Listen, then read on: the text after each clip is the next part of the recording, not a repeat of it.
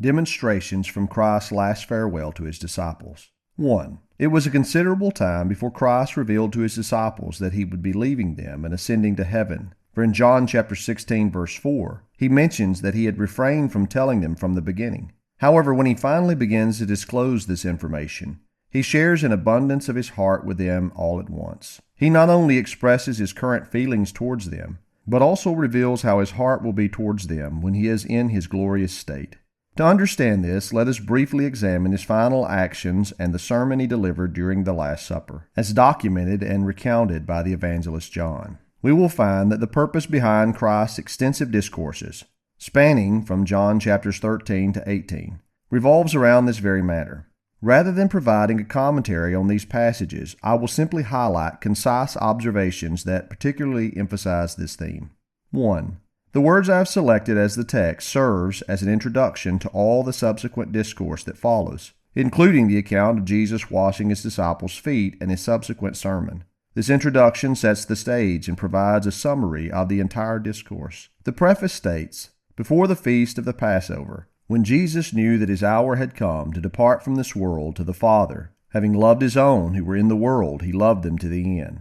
And when supper was ended, Jesus, knowing that the Father had given all things into his hands, and that he had come from God and was going to God, rose from supper and washed his disciples' feet." This preface was intentionally included by the evangelist to offer a glimpse into the heart of Christ, revealing its state at the time of his departure. It sheds light on the subsequent events and provides an interpretation for them. Its purpose is to demonstrate the affection he would have for them in heaven. By sharing Christ's thoughts and unveiling the condition of his heart during that time, this preface sets the stage for everything that follows. 1. He begins by describing what was in Christ's thoughts and reflections. Jesus deeply contemplated the fact that he was soon to depart from this world. The text states, Jesus knew, indicating his active contemplation, that he should depart unto the Father. He also pondered the imminent installation into the glory that rightfully belonged to him.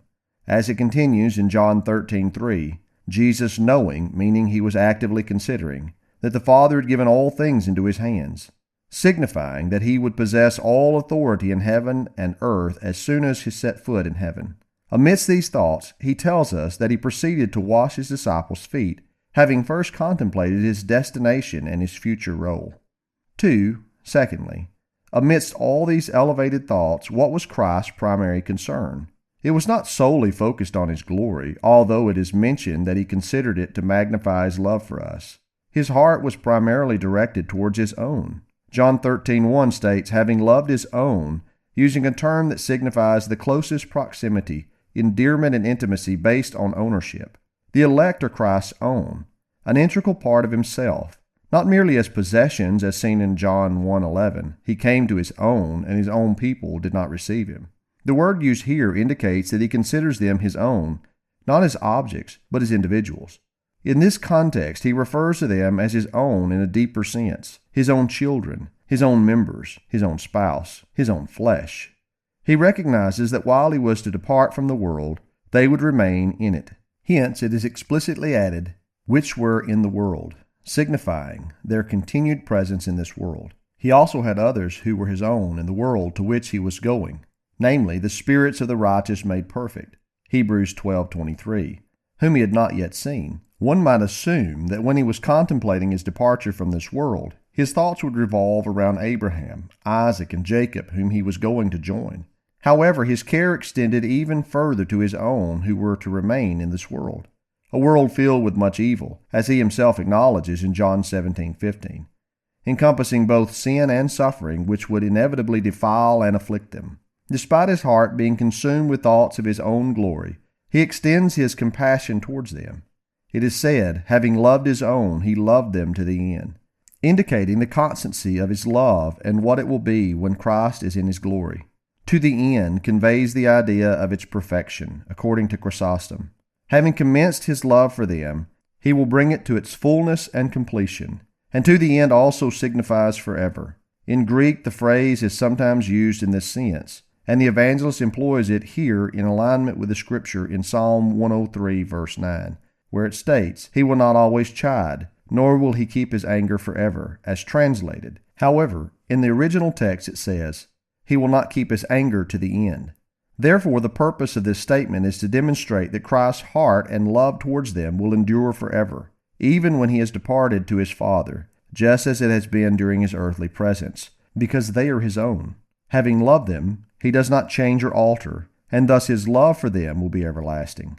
Number 3, and thirdly, to provide a tangible testimony regarding his love for them in heaven, the evangelist illustrates that amidst his profound contemplation of approaching glory and the supreme position he would hold, Jesus took water in a towel and washed his disciples' feet. This intention becomes apparent when we observe the connection in the second verse. It is stated that Jesus, knowing that the Father had given all things into his hands, then, John 13:4, he rose from supper, laid aside his garments, and took a towel and tied it around his waist, John 13:5, and that he poured water into a basin and began to wash his disciples' feet.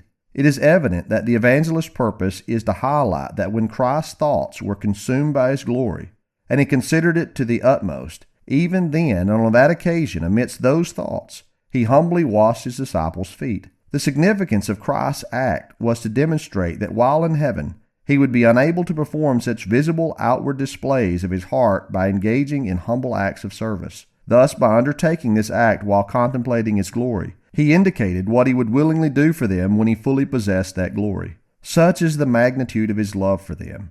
A similar expression by Christ can be found in Luke chapter 12, verses 36 and 37, further affirming his intention here and reflecting his true heart in heaven. In Luke 12:36, he compares himself to a bridegroom who is preparing to ascend to heaven for a wedding feast, while his servants remain on earth, eagerly waiting for his return. Understanding that they may grow weary from the wait, Christ adds, "Truly I say to you, he will dress himself for service and have them recline at table, and he will come and serve them."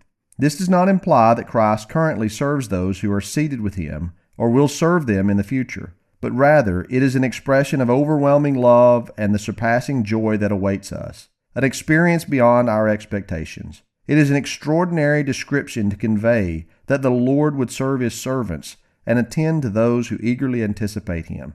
This serves to reveal his heart and what he is willing to do for them. Therefore, you can observe what his heart was before his ascension to heaven, even amidst contemplations of his glory. Furthermore, you can see what it is after he has entered heaven, having been exalted with all his glory, still willingly washing the feet of poor sinners and serving those who come to him and eagerly await his presence. 4. Now fourthly, what was the significance of his act of washing their feet? It served as an example of mutual love and humility, while also symbolizing the cleansing of their sins. This interpretation is given by Jesus himself in John 13:8 and 10.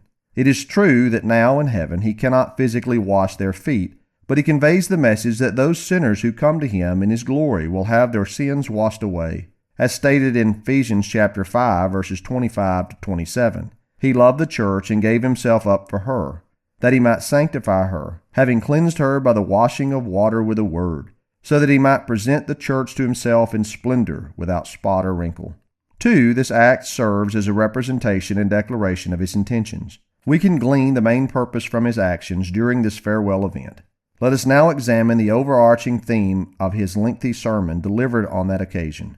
We will discover that his primary aim is to further assure his disciples of what his heart will be towards them. This understanding provides another demonstration. It is not necessary to delve into every detail, but it is undeniable that Christ's efforts to reassure the hearts of his disciples, as well as all believers, exceed the efforts of any loving husband trying to comfort his spouse during his absence. It is essential to remember that whatever Christ said to his disciples applies to us as well, as implied in John 17:20. I do not ask for these only, but also for those who will believe in me through their word. Just as his prayer was for all believers, his words were also intended for them. 1. Firstly, he reveals to them what his attitude will be towards them and how he will be mindful of them in heaven through the task he declares he is going there to fulfill for their sake. Regarding this, note first that he lovingly informs them in advance, demonstrating care and tenderness, akin to a husband to his wife. Moreover, he speaks with utmost transparency, ensuring that nothing is hidden from them. I tell you the truth, he says. It is to your advantage that I go away. John 16:7. Secondly, he tells them that his departure is entirely for their benefit and happiness. I go to send you a comforter. He assures them, for the time when they are in this world, and to prepare a place for you. John 14:2. and when they depart from this world. In my Father's house are many mansions, he explains, and I go to prepare a place for you, assuring that he will secure and keep their places until they arrive. Once again, he communicates with openness and candor. If it were not so, he declares, I would have told you. They can trust him. He would not deceive them, even for all the glory and the place he is going to. Who could resist such sincerity and vulnerability of heart? Thirdly, the significance of the task itself, which is so greatly beneficial for us and our happiness, further reinforces the assurance. In fact, Christ himself draws from it an argument for the continuance of his love for them. As stated in John 14:3, if I go and prepare a place for you, indicating that if that is his mission, they need not doubt his love when he is there, for all the glory of the place will never cause him to forget his purpose. While on earth, he did not forget any of the reasons for which he came into the world. Should I not be about my Father's business, he declared even as a child, Luke 2:49, and indeed he fulfilled it to the utmost by fulfilling all righteousness. Surely he will not forget any of the tasks assigned to him in heaven, which are even more delightful. As explained in the previous discourse from Hebrews 6:20, he has entered as a forerunner, a harbinger, to secure places for us there. And even if he could forget us, our names are inscribed in heaven around him, continually before his eyes, not only through God's election, as stated in Hebrews 12, verses 22 to 24. You have come to Mount Zion, and to the city of the living God, the heavenly Jerusalem, and to innumerable angels in festal gathering, and to the assembly of the firstborn who are enrolled in heaven, and to God the judge of all, and to the spirits of the righteous made perfect. But Christ himself marks them afresh with his blood over each mansion he secures. Yes, he carries their names written in his heart, just as the high priest carries the names of the 12 tribes on his breast when entering the Holy of Holies. He sits in heaven to assure that no one else occupies their places above them, so to speak. Thus in 1 Peter 1:4, salvation is said to be kept in heaven for you, specifically reserved for them by Jesus Christ. Once the fallen angels held positions there, but they were replaced by others, just as the land of Canaan was taken from the Canaanites. The reason for this is that they lacked a Christ to intercede for them, unlike us. 2. Secondly, to demonstrate his attentiveness to them and all other believers when he is in his glory. He informs them that once he has completed the necessary preparations in heaven for them and the entire elect who are to come, he intends to return to them himself. As stated in John 14:3, if I go to prepare a place for you, I will come again. This is a pure expression of love, as he could have chosen to send for them instead. However, he desires to personally come for them, even when he is at the pinnacle of his glory in heaven. He will temporarily leave the splendor to return to his beloved. And for what purpose? 1, to see her. I will see you again, and your heart will rejoice. 2, to fetch her, as mentioned in John 14:3. I will come again and receive you to myself. He conforms to the customs of bridegrooms, for despite his greatness, no lover can surpass him in displaying true love. It is customary for bridegrooms, after preparing everything in their father's house, to personally come and fetch their brides, rather than sending others, as it is a time for love. Love descends better than it ascends, and so does the love of Christ, who is indeed love itself. Therefore he descends to us himself. I will come again and receive you to myself, says Christ, so that where I am you may be also. The latter part of his statement provides the reason and reveals his complete affection. It is as if he were saying, the truth is, I cannot live without you. I will never be at peace until I have you with me, so that we may never part again.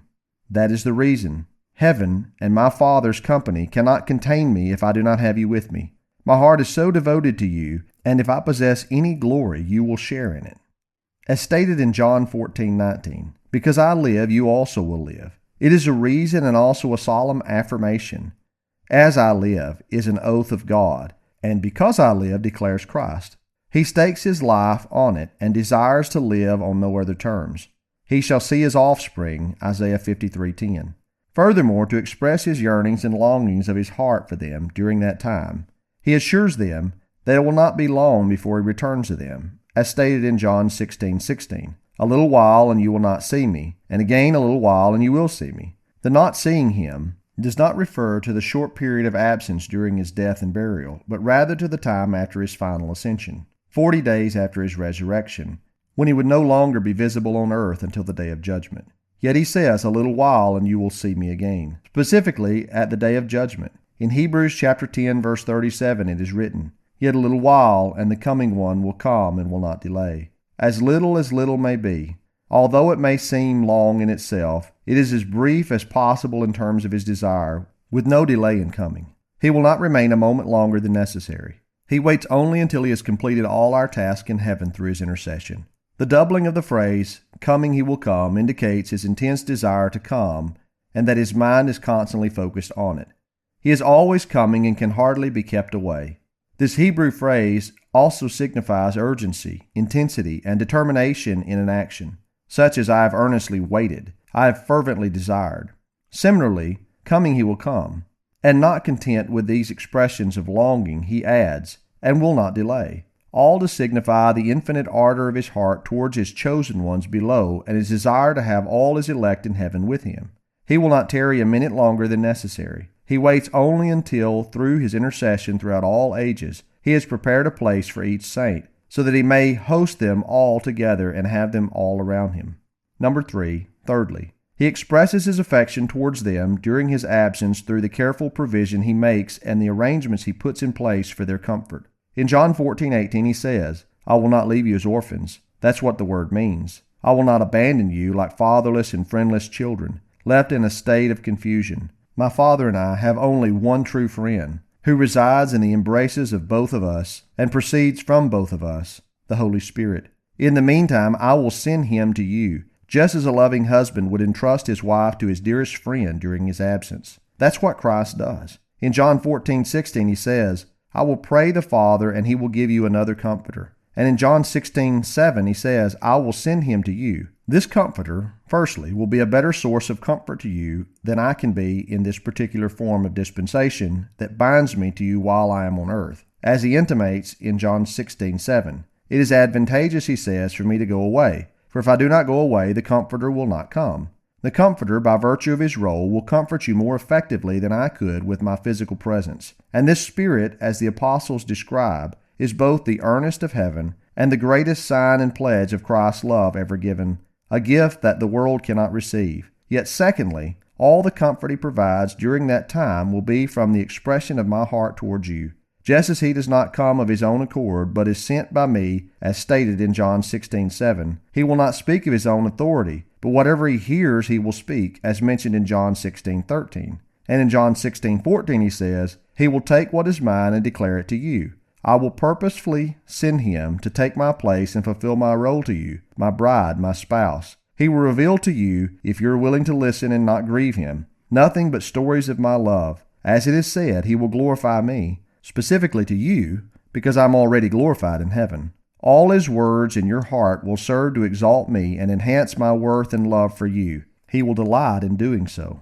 He can come from heaven in an instant, whenever he pleases, bringing you fresh news of my thoughts and sharing with you the very ideas I have of you at that very moment. He tells you what they are while I am still contemplating them.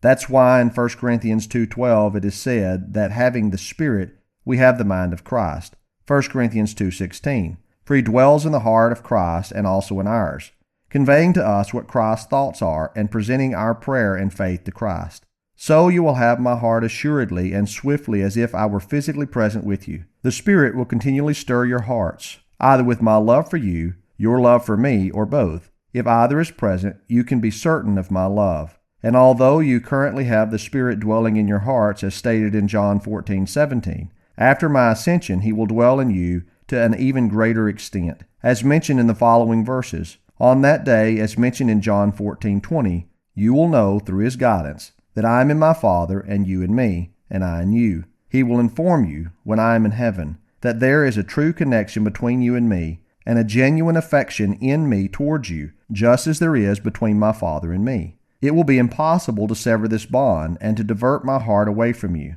just as it is impossible to separate my Father's heart from me or mine from my Father. Thirdly, you can be certain of what he conveys about my love for you is true, for he is the Spirit of truth, as stated in John 16:13, as well as in John 14, verses 16 and 17, where Christ refers to him as a comforter. Just as you believe me when I speak of my Father because I come from him, you can believe also everything he says about me and my love for you, for he comes from me. However, one might ask, won't he also leave us for a while just as you have? No, says Christ in John 14:16.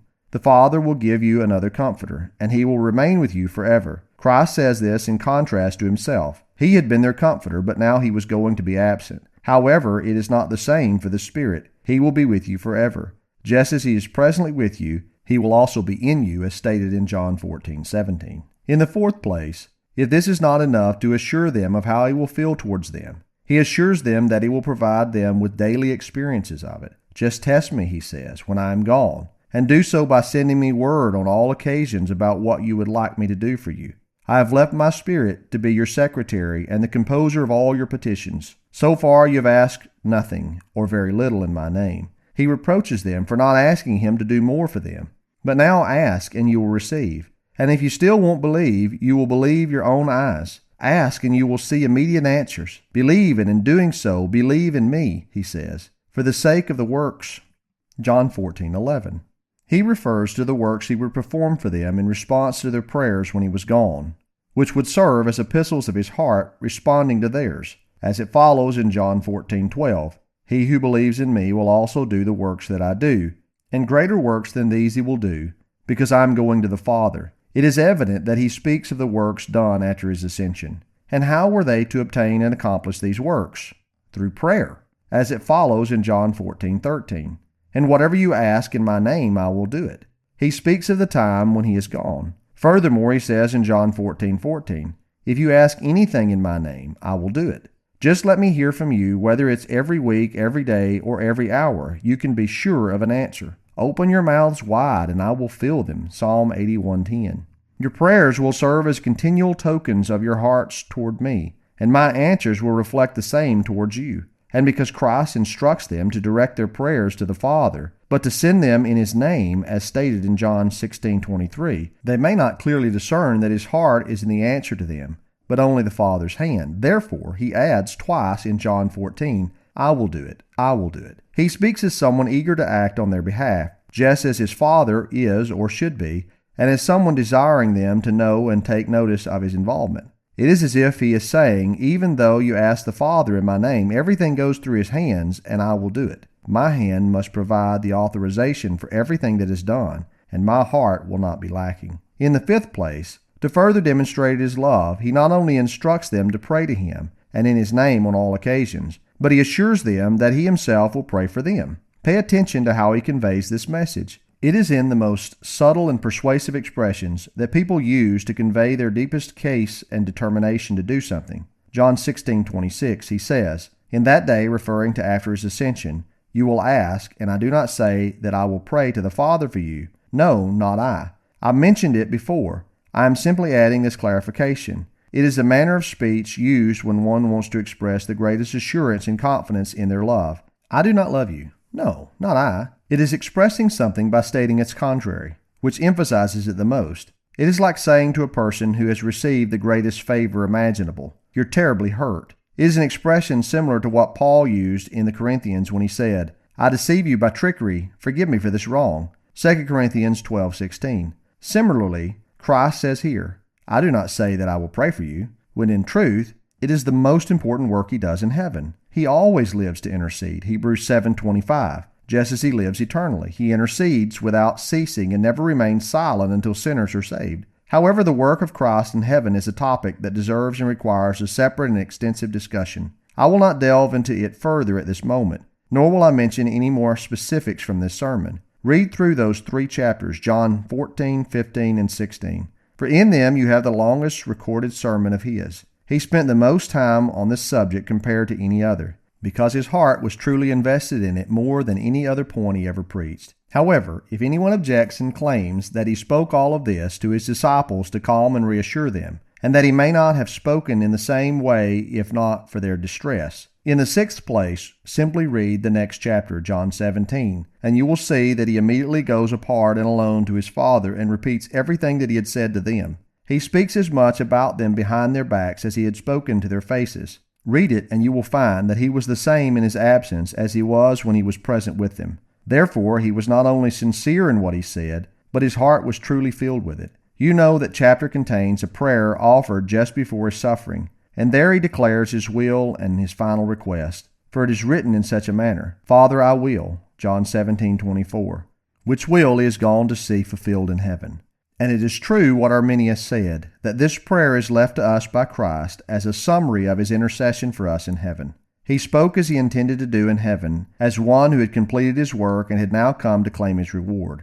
I have finished the work which you gave me to do, he says, John 17:4. While he speaks a word or two for himself in the first 5 verses, he speaks 5 times as much for them. For the rest of the chapter is a prayer for them. He uses all sorts of arguments to persuade his Father on behalf of his children. I have finished the work which you gave me to do, he says, and to save them is your work, which remains to be done for me by you. They are yours, and you gave them to me. And I commend to you only what is already yours. And all that is mine is yours, and yours is mine. He implies that he has not added any one of his own accord, but uses all his influence only for those whom the Father has given him. And what a motive is this! And he declares that he will not plead for anyone else. I do not pray for the world, he says. I will not utter a word for any sons of perdition, but I employ all my blood, prayers, and entire influence with you only for those whom you have given me. And he says, even though you have granted me a personal glory which I had before the world existed, there is another glory that I consider almost as significant, and that is their salvation. I am glorified in them, he says, John 17:10. And they are my joy, John 17:13. And therefore I must have them with me wherever I am, John 17:24. You have set my heart upon them, and you have loved them just as you have loved me. And you have destined them to be one with us, just as we are one. And therefore I cannot live apart from them for long. I have your company, but I must have theirs too. I want them to be with me where I am, John 17:24. If I have any glory, they must share in it. As it continues in the aforementioned verse, that they may behold the glory which you have given me. He speaks all this as if he were already in heaven, in possession of all that glory, and therefore it is an expression of his heart in heaven, which gives you a solid foundation to rely upon.